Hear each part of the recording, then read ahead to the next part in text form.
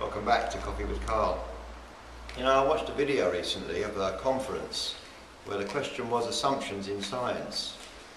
So you would think they would be concerned with the sorts of things that we've been discussing. Actually, what happens is that somebody makes a statement about huge successes in quantitative science and that we should be very careful about how we are critical of them. Well, now that's the problem, you see. The conference then went on and they ended up by saying vague things about understanding living things from the point of view of non-living things. And it was impossible to get to a point where this could be discussed in any sort of realistic way. So the assumptions that we've been looking at are basically just the one, the principle of inertia. But of course, this is at the heart of quantitative science.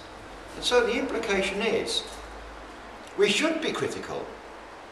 I read a report recently of a philosopher who was critical of science in an encyclopedia concerned with the philosophy of science.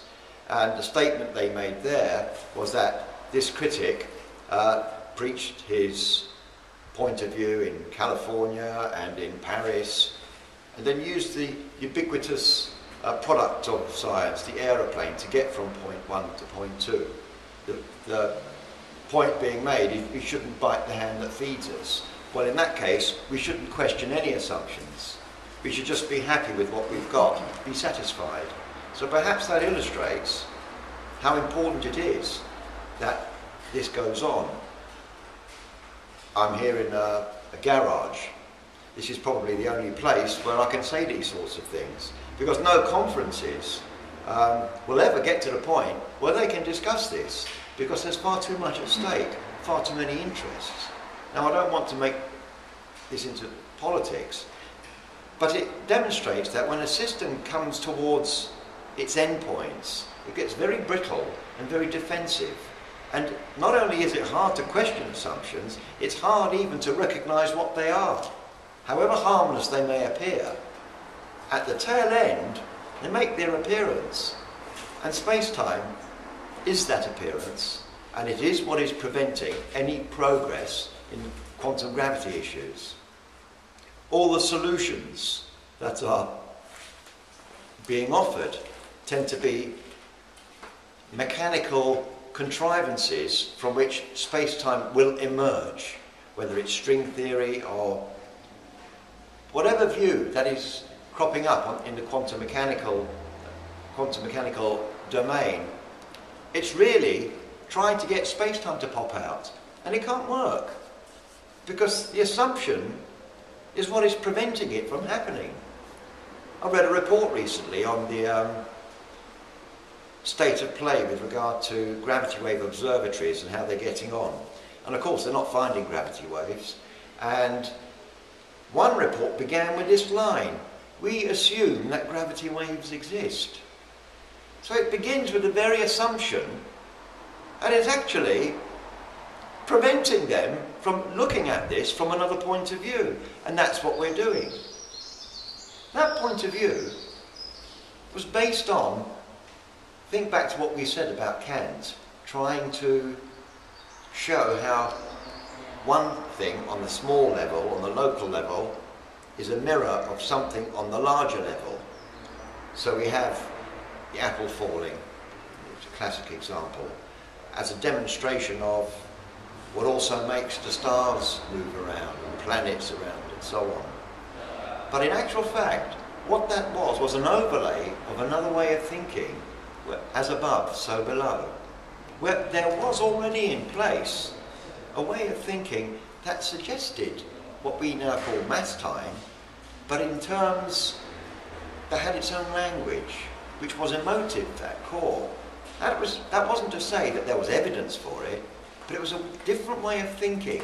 When you say as above, so below, what you're actually doing is saying that there is a feeling state that we have within us that also operates on the wider panorama of the universe.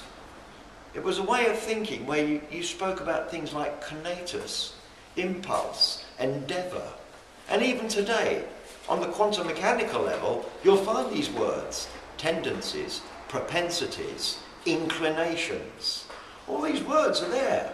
They're waiting in the wings, so to speak, looking for some kind of key idea to be their focus. And in a way, mass time provides that, because it integrates that impulse which was previously allied to space-time, but now that time component is allied to mass, and we are that mass. As individuals, we are stuff.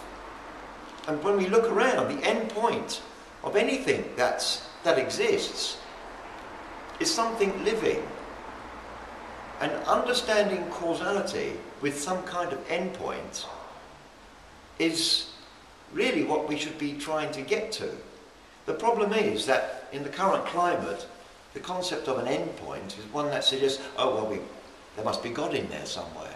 Well, we can't have that, because that's a God of the gaps. But in fact, I haven't even suggested this. I've just said desire. But now when we look at science, we actually find that there are many things that are components in science that are like dark matter of the gaps. Gravity is a force of the gaps. The multiverse, strange concept, that there are millions of universes that might be failed alternatives of yourself, or where other alternatives to the directions you've taken in your life are taken. It is so illogical, and yet from the point of view of space-time, it's the only feasibility. So we can see already that there are complex issues involved here, and by questioning assumptions, we've actually reached a point that's quite tangible. It's no longer merely philosophical, because you ultimately end up asking, what do I want? What is desire? And you can answer those questions to some extent, but when you say, what is space-time and so on, there is no involvement. Pure geometry, pure empty box thinking. So maybe next time we'll see what we can do with that, and see how far we can go.